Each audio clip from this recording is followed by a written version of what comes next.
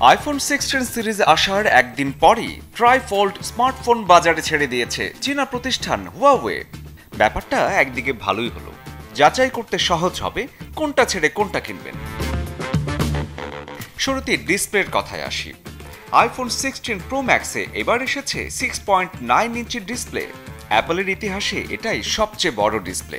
অন্যদিকে Huawei mat x নিয়ে এসেছে 10.2 ইঞ্চি, মানে পুরো খোলা অবস্থায় 10.2 ডিসপ্লে কিন্তু ট্যাবের কাজও করে সমান তালে।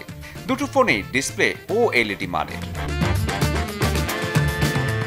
এদিকে iOS 18 নিয়ে আলোচনা ছিল অনেকদিন ধরেই।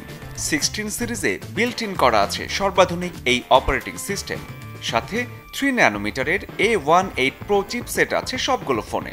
ওদিকে আবার ম্যাট এক্সে অপারেটিং সিস্টেম আছে হারমোনি OS 4.2। হারমোনি হচ্ছে অ্যান্ড্রয়েডের আপগ্রেড ভার্সন।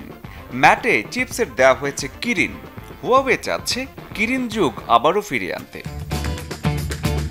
অ্যাপল যদিও পরিবর্তন করেছে ক্যামেরা ডিজাইন, কিন্তু মেগাপিক্সেল রেখেছে আগের মতোই 48, সাথে 12 মেগাপিক্সেলের ক্যামেরাটিও আছে। পিক্সেল যাই হোক, আইফোনের ছবি কিন্তু দারুণ। ওদিকে হুয়াওয়ে ম্যাট এক্সে দিয়েছে 50 মেগাপিক্সেল মেইন ক্যামেরা, সাথে সেলফিতে আছে 12 মেগাপিক্সেল। দুটো ফোনেই ভিডিও রেকর্ড হবে 4K কোয়ালিটিতে। আইফোনের ব্যাটারিতেও কিছুটা আপগ্রেড হয়েছে এবার, চার্জ থাকবে আগের চেয়ে বেশি। ওদিকে হুয়াওয়ে ট্রাইফোল্ড ফোনে দিয়েছে 5600 অ্যাম্পিয়ার ব্যাটারি।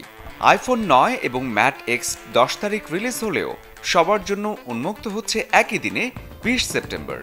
এবার সিদ্ধান্ত আপনার, কোন ফোনটা হবে সময়ের সেরা। শরীফুল হক, চ্যানেল 24।